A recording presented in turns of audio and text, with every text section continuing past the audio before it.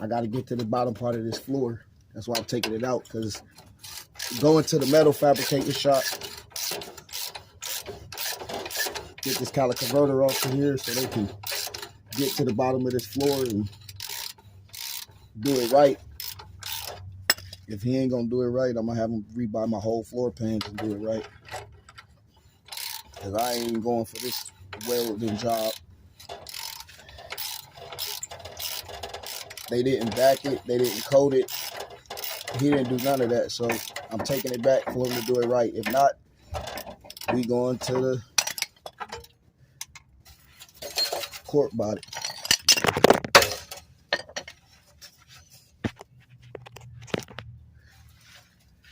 Let y'all see how we do this.